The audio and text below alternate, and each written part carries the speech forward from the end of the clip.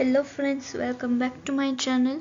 તો આજે આપણે સમગ્રલક્ષી અર્થશાસ્ત્ર વિશે થોડીક માહિતી મેળવશું, જેમાં આપણે પહેલા ટોપિક જોઈશું અર્થશાસ્ત્રનું વર્ગીકરણ.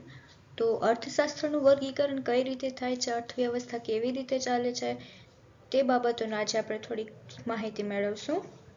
તો અર્થશાસ્ત્રનું વર્ગીકરણ આપણે કરવું હોય તો મુખ્યત્વે 3 પ્રકારે થાય છે. પહેલું છે વિકાસના આધારે, પછી છે ક્ષેત્રના આધારે અને વિદેશી વ્યાપારના આધારે. અર્થશાસ્ત્રની આ બેસિક માહિતી છે, જેનું નોલેજ હોવું જરૂરી છે, તો જ આપણે અર્થશાસ્ત્ર વિશે આગળના જે ટોપિક્સ છે એ સમજી શકશું. કોઈ પણ કોમ્પિટિટિવ એક્ઝામ હોય એના માટે આ પણ આઈએમપી ગણવામાં આવે છે.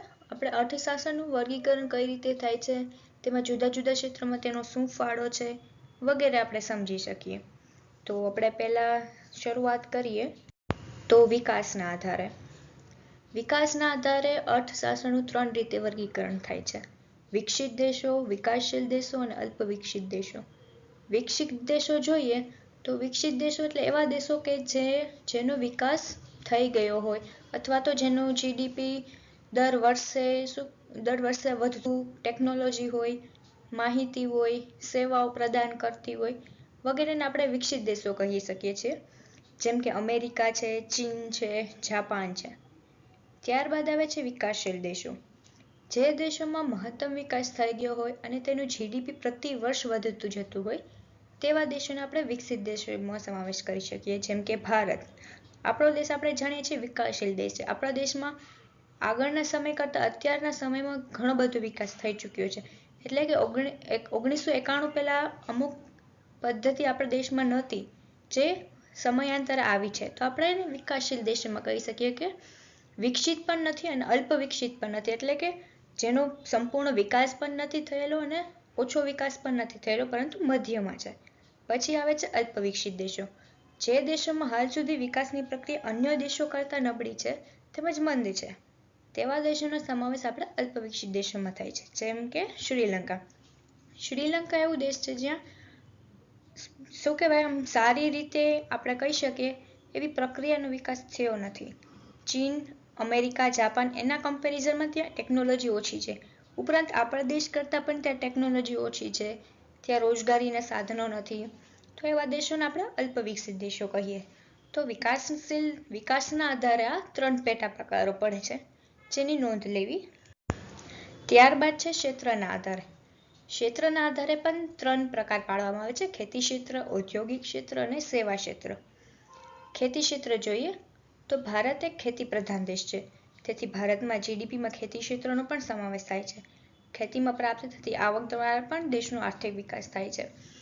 આપણે જોઈએ તેમ ભારત એક ખેતી પ્રધાન દેશ છે. આપણા દેશની 50% વસ્તી ખેતી પર આધાર રાખે છે, તેથી ખેતીને આપણે આટલું મહત્વ આપેલું છે. કૃષિ ક્ષેત્ર આપણે ઘણો બધો વિકાસ કરી ચૂક્યા છે. ત્યારબાદ ખેતી ક્ષેત્ર પછી આવે છે ઔદ્યોગિક ક્ષેત્ર. અર્થતંત્રના વિકાસમાં સૌથી વધારે ફાળો આ ક્ષેત્રનો જોવા મળે છે. આ ક્ષેત્ર સૌથી વધારે રોજગારી આપતું ક્ષેત્ર માનવામાં આવે છે. એટલે કે 1991 પછી જે આર્થિક સુધારો આવ્યા છે, તેમાં ઔદ્યોગિક ક્ષેત્રને વધુ મહત્વ આપવામાં આવ્યું છે. તેનો વિકાસ થયેલો છે, તેના માટે યોજનાઓ બનાવવામાં આવી છે. આ ક્ષેત્ર વધુને વધુ રોજગારી પ્રદાન કરે છે. ત્યાર પછી આવે છે સેવા ક્ષેત્ર. સેવા ક્ષેત્ર એ તમામ પ્રકારની સેવાઓ પૂરી પાડે છે, દેશના લોકોની જરૂરિયાત સંતોષે છે, જેમ કે વાહન વ્યવહાર, સંદેશા વ્યવહાર, સંચાર અને અન્ય સુવિધાઓ.